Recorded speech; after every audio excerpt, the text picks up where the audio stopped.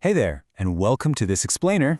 All right, we've got some fascinating stuff to cover today, so let's just dive right in. Have you ever actually stopped to think about the human voice as an instrument? It's kind of wild when you realize it's the one instrument that every single one of us plays. And arguably, it's the most powerful instrument in the entire world. Think about it like this.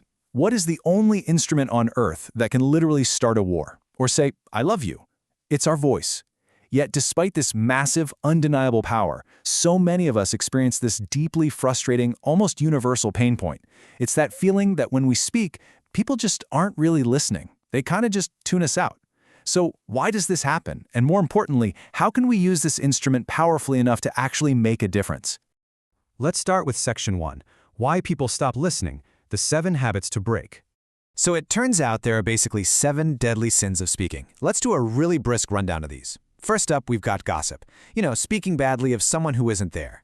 And we all know the hypocrisy here, right? The person gossiping with us is for sure going to be gossiping about us 5 minutes later. Then there's judging. It's just incredibly hard to listen to someone when you know you're actively being evaluated and judged. Then we have negativity, complaining, and excuses. Oh man, we've all met the blame thrower, that person who just passes the buck and never ever takes responsibility for their own actions. It's honestly exhausting to listen to them. Then comes exaggeration, which really just degrades our language and, let's be real, often turns into outright lying. To show you just how absurd some of these habits can get, especially the negativity and complaining, our source shares this absolutely hilarious little anecdote about his mother in her later years. One day he simply said to her, "It's October 1st," and she replied, "I know, isn't it dreadful?" It's funny, but it really hits the nail on the head. Complaining is practically a national sport in places like the UK. Complaining about the weather, sports, politics, you name it. But all it really does is spread misery into your environment instead of light. And that brings us to the 7th habit, dogmatism.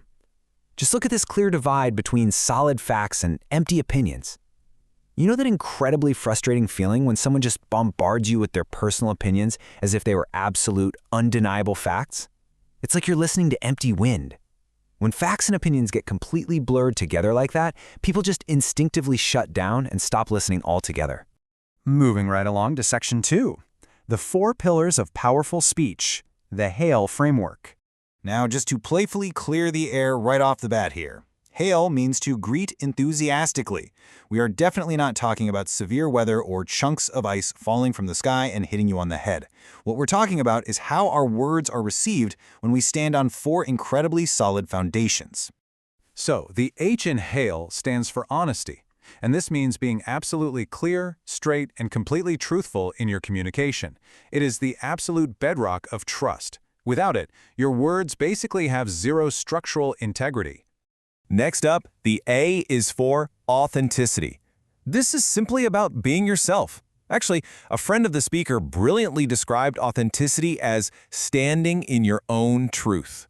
I think that's just a beautiful way to think about being completely real with your audience, rather than feeling like you have to put on some kind of performance. Then we have the I, which stands for integrity. Simply put, this means being your word. It's doing exactly what you say you're going to do. When you actually follow through, people know you are deeply trustworthy, and they know they can rely on the words coming out of your mouth. And finally, the L is for love. Now, hold on, we don't mean romantic love here. We mean wishing people well. Why is this a pillar? Well, because pure honesty can sometimes be a little brutal. Like, if someone asks how they look, brutal honesty might be, well, actually scratch that. Brutal honesty without love is just cruelty. You might say, "You look terrible." But if you temper that honesty with love, by genuinely wishing them well, you won't be needlessly harsh. Plus, if you truly wish someone well, it naturally prevents you from judging them at the exact same time. All right, let's get a bit more practical with Section 3, your vocal toolbox, pedals and keys. Let's open up that toolbox and map out the different registers of our voice. For example, I can speak way up here from my nose, and you can totally hear how thin and kind of grating it sounds. Or I can move down and speak from my throat, which is where most of us hang out in everyday conversation. But if you want real weight and presence, you need to bring it down to the chest. Do you hear the difference there? We instinctively vote for politicians with lower voices because we naturally associate that deep chest resonance with true power and authority. But beyond just register, we have an incredible array of tools at our disposal. Let's do a rapid-fire rundown. Timbre. is how your voice actually feels. We universally love voices that are warm, smooth, and rich. Then there's prosody, which is the sing-song meta-language of speech. People who speak in a single flat tone, monotone, are just really, really hard to listen to. Or what about people who end every sentence as if it's a question, even when it's a statement? That literally strips away your power. Then we have pace. I can speak incredibly quickly to convey absolute unbridled excitement, or I can slow right down to emphasize a crucial point. And right next to pace is our old friend, silence. There is immense power in a deliberate pause. You really don't need to fill every single gap with ums and ahs. Finally, volume. I can get really loud to command your attention, or I can drop my volume to a whisper, forcing you to lean in and truly pay attention. And get this, merely shifting the pitch on a single word entirely changes your meaning. Take this sentence, for example. If I ask, "Where did I put my keys?" it's just a simple, calm inquiry. But if I ask, "Where did I put my keys?" it suddenly conveys frustration, panic, and urgency. It completely changes the emotion of the exact same sentence. It's a real game changer. Which brings us to Section 4, Essential Vocal Warm-Ups, Tuning the Instrument. Look, you have this amazing instrument and a full toolbox. But just like a race car or a beautiful cello, you absolutely cannot expect it to perform flawlessly from a cold start.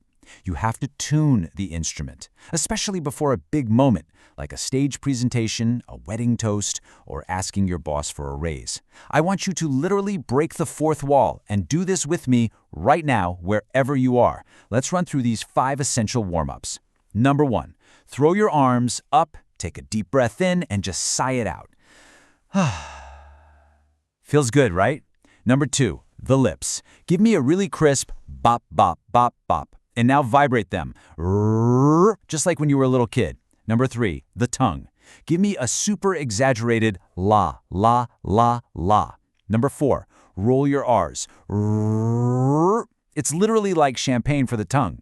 And finally, number 5, the siren. Start high with a wee and go low to an ooh. Ready? Wee, ooh. Perfect. Give yourselves a round of applause. Your instrument is now totally warmed up and primed to perform. And that brings us to our final part, Section 5, Creating a Listening World. Right now, we're facing a pretty unfortunate reality. We are generally speaking poorly to people who simply aren't listening to us anyway, and we're trying to do it in environments that are absolutely filled with chaotic, distracting noise. It's a massive global disconnect. We're essentially just shouting over each other rather than actually communicating. So, the big question I want to leave you with today is this final provocative thought. What would the world actually look like if we consciously chose to speak powerfully and listen efficiently? Imagine a world where we designed our environments for sound.